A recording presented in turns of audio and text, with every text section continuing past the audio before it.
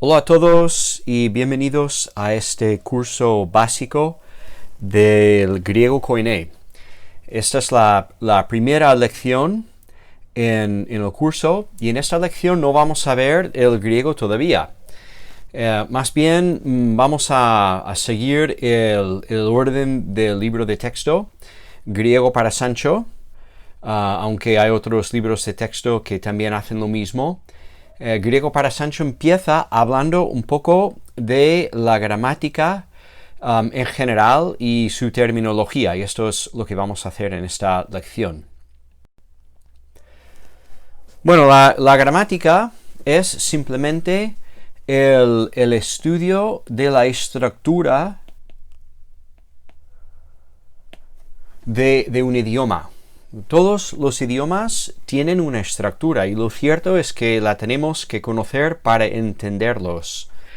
Así que antes de empezar a ver el griego Koine, vamos a parar un momento y poner unas definiciones gramaticales que nos ayudarán a hablar de la estructura de este idioma.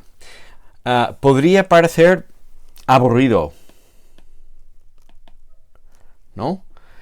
Igual trae malos recuerdos de asignaturas pesadas y difíciles del instituto. Lo cierto es que para muchos el estudio de la gramática no parece ser necesario.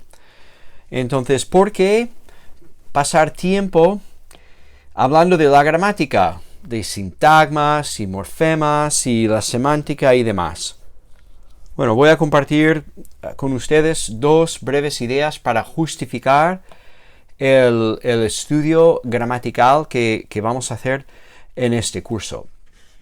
Y la primera idea es esta. Si vamos a ser maestros de la Biblia, de la palabra de Dios, precisamente la materia con la cual tenemos que trabajar es el lenguaje. Dios nos habla por medio de un texto, nos da palabras de promesa y emplea el lenguaje. Entonces, prestar atención a la gramática realmente es una manera de mostrar respeto por la Biblia. Como revelación divina, la Biblia es lenguaje. Entonces, si podemos dominar más la gramática, vamos a entender mejor el lenguaje de la Biblia. Y también, eso es una pequeña paréntesis, pero en esta asignatura, como estudiaremos la gramática griega, eso sí, pero tiene un añadido, y es que a la hora de aprender la gramática griega, vamos a aprender mejor la gramática española, lo cual nos permitirá escribir y hablar mejor. Entonces, que Dios nos dé un amor por el lenguaje. Entonces, esa es la primera idea. La segunda idea es esta, que vamos a estudiar pues verbos y sustantivos y adjetivos, ¿no? Verbos, sustantivos, adjetivos, ¿qué más? Preposiciones, conjunciones, etc. ¿Sí? Y vamos a tener que pues memorizar formas de estas palabras. Y la verdad es que es un trabajo que requiere disciplina y constancia. Pues podríamos preguntar, ¿no hay una manera más fácil de hacerlo? Claro, si quieres aprender, por ejemplo, el inglés, puedes ir a Inglaterra para vivir 6 meses o un año para aprender bien el idioma, o no sé, alemán. Pues podrías ir a Berlín a vivir un tiempo y sumergirte en este idioma. La verdad es que aprendemos bien los idiomas extranjeros de manera intuitiva. ¿Qué ocurre? Si quieres aprender el griego bíblico, el griego Koine, puedes plantearte ir a Grecia, Atenas, por ejemplo, a vivir un tiempo, pero Te digo que vivir ahí en Atenas 6 meses, un año, no te va a servir demasiado para aprender el griego koiné, porque aprender el griego moderno difiere bastante del griego bíblico. Aún es griego, pero hay unas diferencias importantes, lo cual significa que resulta necesario, ¿sí?, aprender la gramática griega, resulta necesario analizar el idioma. Entonces, en esta asignatura o en esta clase vamos a intentar incorporar elementos intuitivos al máximo. Entonces vamos a aprender a leer los textos del Nuevo Testamento en griego en voz alta. Yo también pues os voy a enseñar algunas canciones para ayudar con la memorización de los paradigmas. Y luego en el vocabulario pues también intento poner ayudas, palabras cognadas, palabras relacionadas para ayudar a aprender el vocabulario. Pero lo cierto es que tendremos que echar codos. Tendremos que estudiar la gramática del idioma para aprenderlo bien. Con esto dicho, ahora vamos a dar un breve repaso de los contenidos del primer capítulo de Griego para Sancho. En Griego para Sancho, GPS, lo podemos abreviar así, nos hablan de conceptos gramaticales básicos que necesitamos para hablar del idioma griego koiné. Pero no solamente en Griego para Sancho. Si usas otro libro de texto, seguramente hay una introducción al principio que hable de términos gramaticales. Empezamos con este término, la fonética. La fonética es simplemente el estudio de los sonidos de un idioma. Por ejemplo, el teléfono es un instrumento que transmite sonidos. Fono. Transmite sonidos telemáticamente. Entonces, cuando estudiamos un idioma, tenemos que empezar por el tema de sus sonidos. Si has estudiado otro idioma, un idioma moderno o incluso quizás el latín en el instituto, lo primero que hiciste seguro fue aprender los sonidos de este idioma, estudiando el alfabeto. Las letras del alfabeto representan los sonidos del idioma hablado. Alfa, beta, gamma, delta, ¿vale? Esas son las primeras letras del alfabeto griego. Lo primero que tenemos que hacer a la hora de emprender el estudio del griego es aprender el alfabeto y los sonidos que las letras representan. Y esto nos pone en camino a poder leer los textos en voz alta, pronunciar las palabras, etc. Así que en la siguiente lección, la lección número 2, vamos a aprender el alfabeto griego. ¿Vale?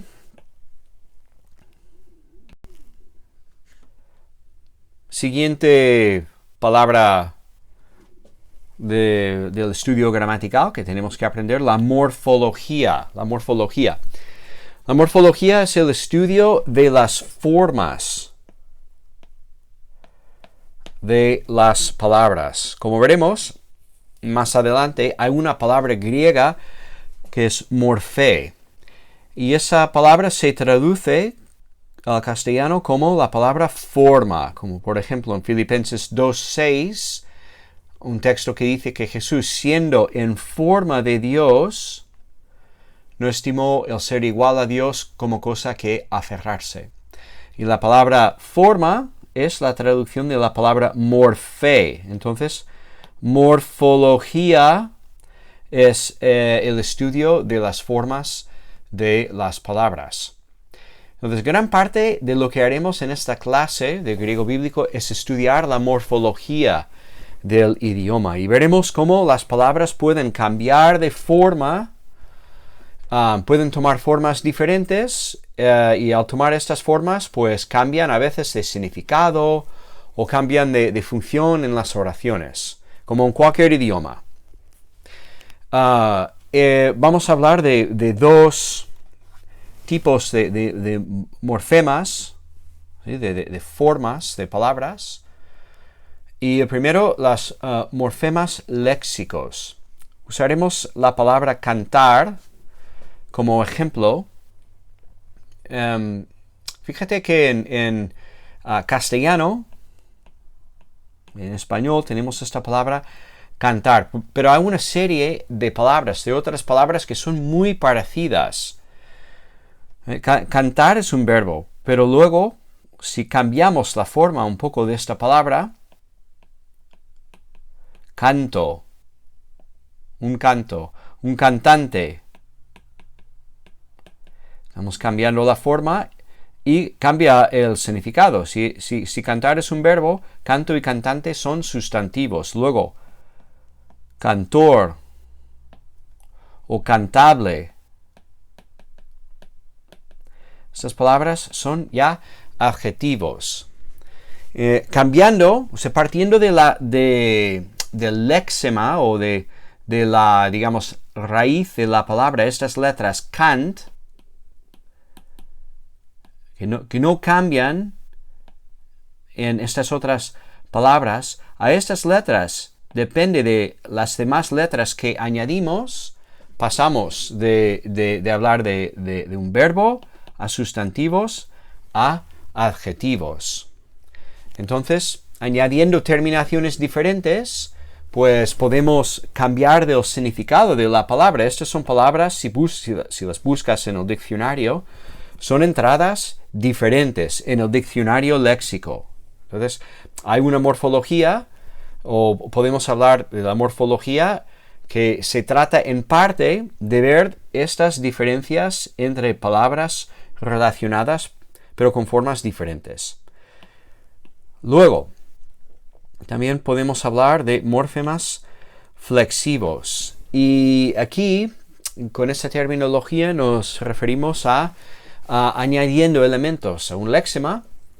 Podemos o bien cambiar el significado de la palabra, o también podemos cambiar la relación que esa palabra sostiene con las demás palabras en una oración. Esto es sencillo, esto se entiende y seguro que intuitivamente lo vas a entender. Mira, empezamos con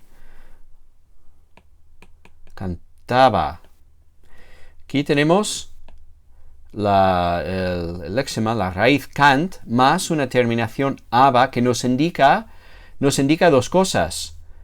Primero, indica el sujeto de este verbo, que puede ser yo, primera persona, y también el tiempo cronológico, pasado. Cantaba, y cambiamos la forma. Cantabas. Cantaba.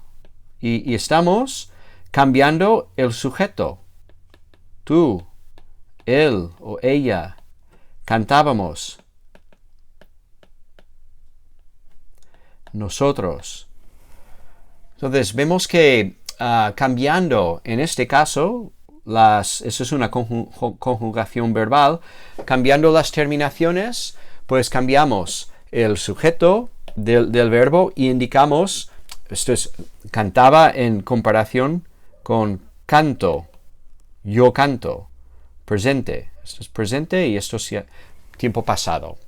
Así que la morfología resulta muy interesante porque con la morfología podemos cambiar las formas de las palabras para cambiar su significado o para cambiar su función en una oración. Así que tenemos que ser, en resumidas cuentas, morfólogos.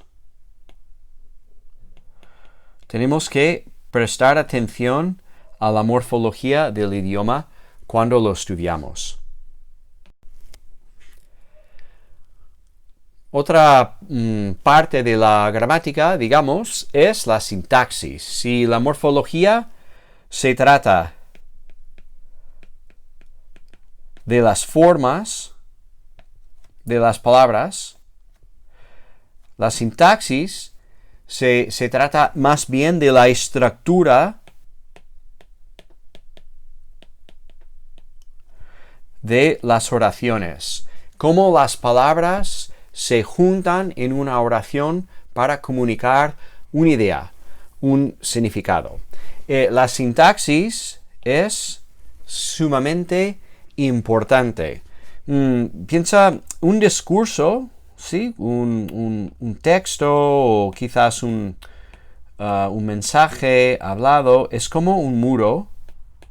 Un muro quizás podemos imaginarlo como construido de ladrillos, ¿no? Aquí tenemos una serie de ladrillos y los ladrillos quizás en este ejemplo podemos pensar en ellos como palabras. Son palabras individuales que usamos para crear un discurso. Pero claro, cada una de estas palabras tiene su posición y su función en el muro.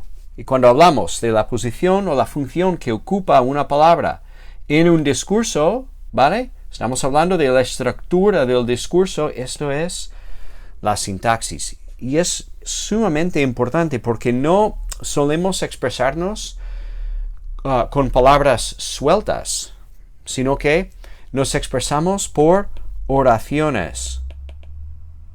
Y las palabras cobran sentido según su contexto. Y el estudio de la sintaxis tiene que ver con esto. Resulta realmente fascinante. Ahora, tenemos que repasar un poquitín la terminología sintáctica para asegurar que estemos hablando de lo mismo. Y aquí pues volvemos a lo que aprendimos en el colegio, en el instituto. Bueno, entonces, aquí tenemos simplemente 5 términos que son muy básicos, que vamos a ir empleando a lo largo de este curso. Y es importante que los definamos ahora para que estemos en lo mismo. Entonces, cuando hablamos de la sintaxis, pues hablamos de sujetos, de predicados, de complementos de diferentes tipos. Y el sujeto es simplemente quien o qué realiza la acción en una oración, o de quién o qué se dice algo, ¿no? Entonces, el estudiante estudia.